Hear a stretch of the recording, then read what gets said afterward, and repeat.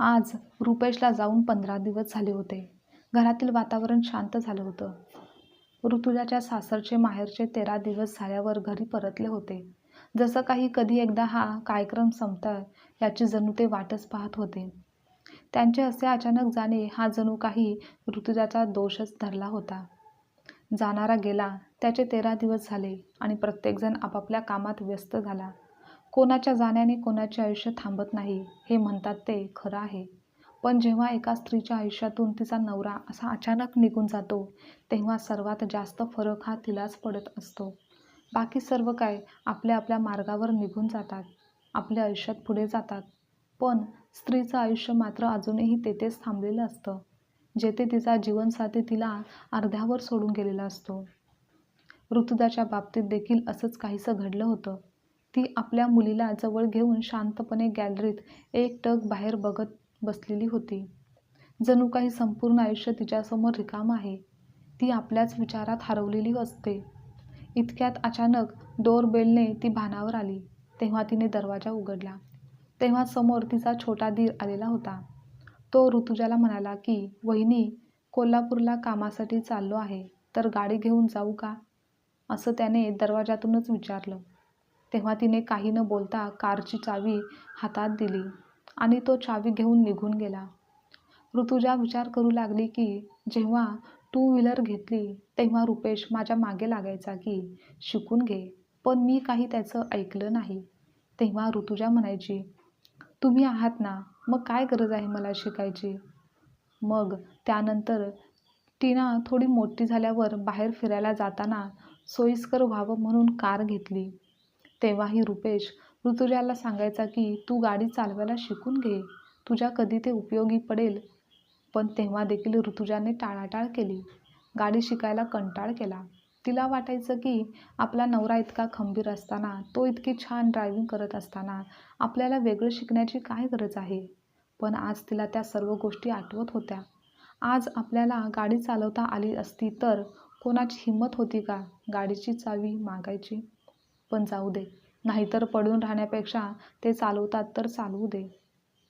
सर्व गोष्टी आठवून ऋतुजाला आता पश्चाताप होऊ लागला होता की मी नवऱ्याचं ऐकलं असतं तर आज अशी वेळ माझ्यावर आली नसती. ऋतुजा भूतकाळाच्या आठवणीत हरवून गेली. तिच्या व रुपेशच्या लग्नाला 7 वर्ष झाली, तरी पण त्यांना बाळ होत नव्हतं. पण तेव्हा देखील रुपेशने तिला खूप समजून घेतलं होतं. तेव्हा तर घरचे रुपेशचे दुसरे लग्न करण्यासाठी तयार होते. पण तेव्हा रुपेशने ठाम भूमिका घेतली आणि तो ऋतुजाच्या बाजूने उभा राहिला. त्याने आपल्या आईवडिलांना स्पष्टच सांगितलं की मला दुसरं लग्न अजिबातच करायचं नाही. आम्हाला एक ना एक दिवस बाळ होईल, त्यासाठी आम्ही वाट पाहायला तयार आहे. तेव्हा ऋतुजाला खूप मोठं मानसिक बळ मिळालं होतं. तिला रुपेश आपला नवरा असल्याचा अभिमान वाटत होता. आणि मग पुढच्या काही महिन्यातच गोड बातमी मिळाली आणि टीनाचा जन्म झाला. तेव्हा ऋतुजापेक्षा रुपेशच जास्त खूप खुश होता.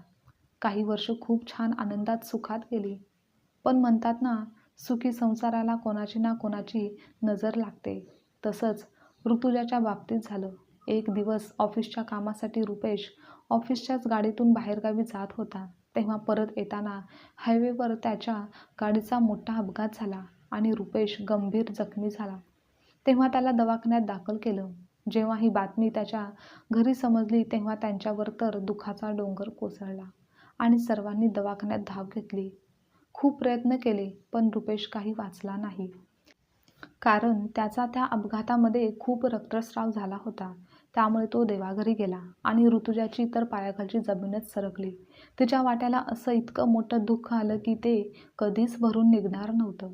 खरं तर माणूस जातो, पण मागच्या माणसांचे खूप हाल होतात. मोबाईलच्या रिंगटोनने ऋतुजा भूतकाळातून बाहेर आली तर रुपेशचा फोन वाजत होता. त्यावर कोणत्या तरी कंपनीचा फोन आला होता. "मॅडम, काही पेमेंट राहिले आहेत, त्याची आठवण करून द्यायला हा फोन केला आहे. तारीख उलटून जाण्याआधी ऑनलाईन पेमेंट लवकरात लवकर करा, म्हणजे मग अतिरिक्त पैसे द्यावे लागणार नाहीत." ते ऐकून ऋतुजा विचार करू लागली, "बापरे, ही काय?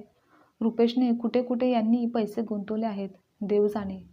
तरी सारखं सांगत होते, लक्ष दे, इंटरनेट बँकिंग शिक, पण तेव्हा ती टाळत होती." आणि त्यावर रुपेशला म्हणायची, "अहो, त्या पैशांचं काय ते तुम्हीच पहा. मला पैशांचे व्यवहार काही सांगू नका. तुम्ही आहात सगळं सांभाळायला आणि मग मी घरातील पाहीन, असं आठवत तिने कपाटातील लॉकरमधून त्यांच्या पर्सनल फाईल काढल्या. देवा, इतके पेपर्स, इतके कार्ड्स, यातील मला काहीच माहिती नाही. आता मला हे सर्व कोण समजावून सांगणार? इतक्यात सासूबाई आल्या, पण ऋतुजाकडे दुर्लक्ष करून पुढे जात होत्या.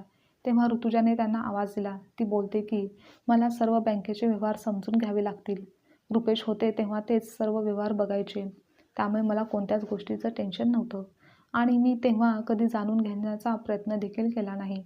पण मला वाटतं की आता मला गरज आहे, सर्व गोष्टी समजून घ्यायला हव्यात. तर त्यासाठी मी उद्या एकदा बँकेत जाऊन येऊ का? त्यावर सासूबाई वाकडे तोंड करून ऋतुजाकडे पाहत म्हणाल्या, माझा मोठा मुलगा गेला आहे, पण छोटा मुलगा अजून जिवंत आहे.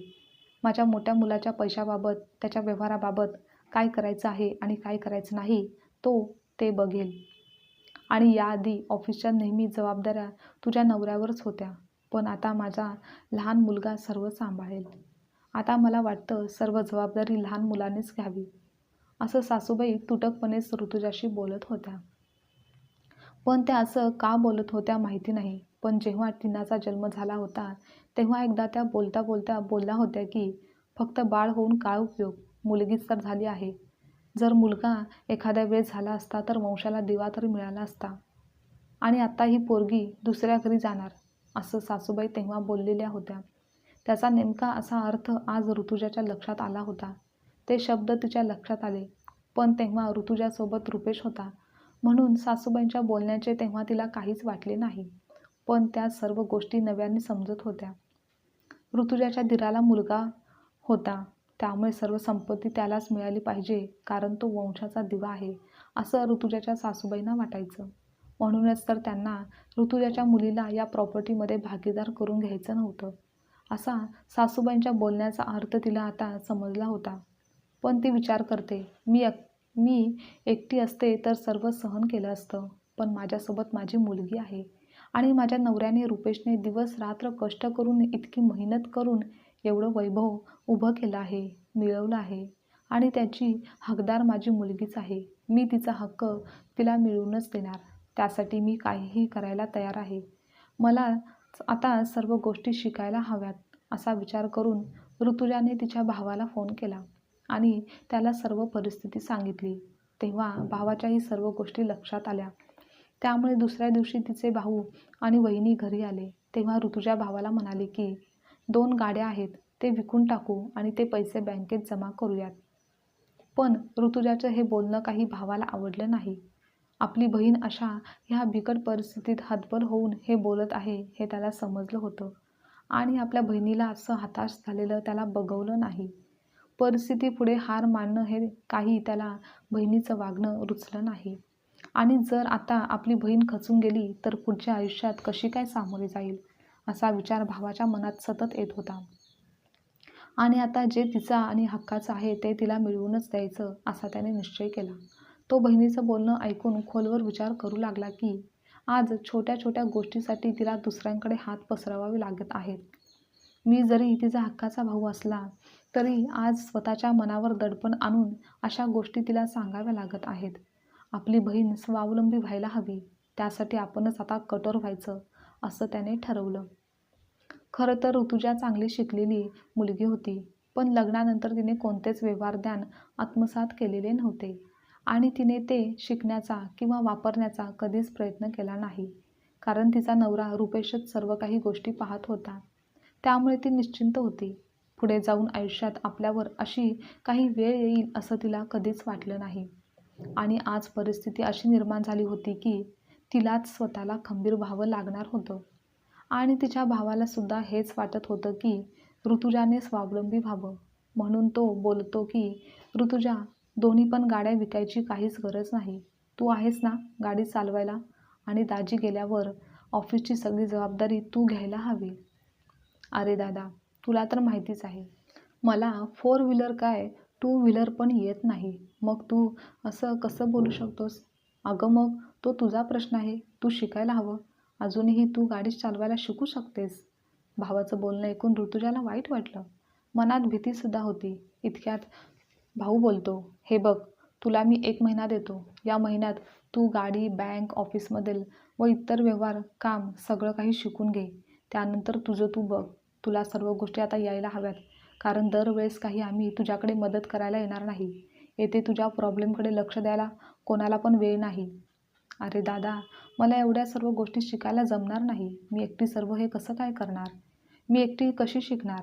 हे बघ ऋतुजा, काही दिवसांसाठी मी माझ्या बायकोला, दिव्याला तुझ्यापाशी ठेवतो. त्या दिवसामध्ये ती तुला सर्व काही शिकवेल आणि तू सुद्धा त्या सर्व गोष्टी शिकून घे, तेही कोणतेही कारण न सांगता. आता दिव्यालाही समजत नव्हतं की हा बहिणीसोबत असा का बोलतो आहे, असा का वागत आहे. पण खरं तर ऋतुजाचा भाऊ हे सर्व काही मुद्दामून करत असतो, कारण तिच्या अंतर्गत निर्माण झालेली भीती, नकारात्मकता दूर करून तिने जिद्दीने सकारात्मक आयुष्य जगावं असंच त्याला वाटत होतं. ऋतुजा हताश होऊन तिच्या वहिनीकडे पाहते तशी ती हसली आणि वहिनी म्हणाली, ऋतुजा, उद्या सकाळी तुम्ही तयार व्हा. मी पण माझे सर्व आवरून तयार होईल आणि नंतर मग आपण दोघे मिळून बँकेत जाऊ आणि नंतर 2 व्हीलर शिकायला जाऊ. सर्व गोष्टी हळूहळू आत्मसात करूयात. त्या शिकायला सुरुवात करूयात. तुम्ही कोणत्याच गोष्टीची काळजी करू नका. हे ऐकून ऋतुजाला थोडं बरं वाटलं. ती सकारात्मकतेने होकार देते. तेव्हा तिच्या आवाजातील बदल पाहून भावाने सुद्धा सुटकेचा निश्वास सोडला आणि तो तेथून निघून गेला. ऋतुजाचा भाऊ हे सर्व मुद्दाम करत होता, कारण ऋतुजाला स्वतःच्या पायावर उभं करायचं हे त्याने ठरवलं होतं. फक्त योग्य वेळ आणि योग्य सल्लागार पाहिजे होता. प्रत्येकामध्ये काही ना काही जिद्द असते, पण ती जिद्द पूर्ण करण्यासाठी अंतर्मनातील शक्ती गरजेची आहे आणि हेच काम एक भाऊ म्हणून तो करत होता. त्यानंतर दुसऱ्या दिवसापासून ऋतुजाची वहिनी रोज तिच्या घरी यायला लागली होती. हळूहळू ऋतुजाने आधी स्कूटी चालवायला शिकायला सुरुवात केली. रोज सकाळी आधी थोडा वेळ गाडी चालवायला शिकायची. त्यानंतर बँकेचे व्यवहार, ऑफिस काम, ऑनलाईन व्यवहार या सर्व गोष्टी तिने समजून घेण्याचा, शिकण्याचा प्रयत्न केला. त्या कामात तिला तिची वहिनी खूप मदत करत होती. सुरुवातीला या सर्व गोष्टी शिकताना, समजून घेताना ऋतुजाला अवघडच गेलं. पण आता तिनेही स्वतःसाठी व आपल्या मुलीच्या भविष्यासाठी जिद्दीने शिकण्याची तयारी केली. तिलाही आता समजलं होतं की या जगात टिकून राहायचं असेल तर स्वावलंबी होणं किती गरजेचं आहे. जेव्हा रुपेश होता तेव्हा तोही ऋतुजाला हेच सांगत होता, सर्व गोष्टी व्यवहार शिकून घे. पण तेव्हा तिने त्याकडे दुर्लक्ष केलं होतं. त्यामुळेच आज ती इतकी हतबल झाली होती. पण ती चूक तिला आता पुन्हा करायची नव्हती. त्यानंतरच्या काही दिवसातच ऋतुजा गाडी चालवायला शिकली. ऑफिसचे काम, बँकेचा व्यवहारसुद्धा आता तिला करायला येत होता आणि पुढच्या काही महिन्यातच ती पूर्णपणे स्वावलंबी बनली होती.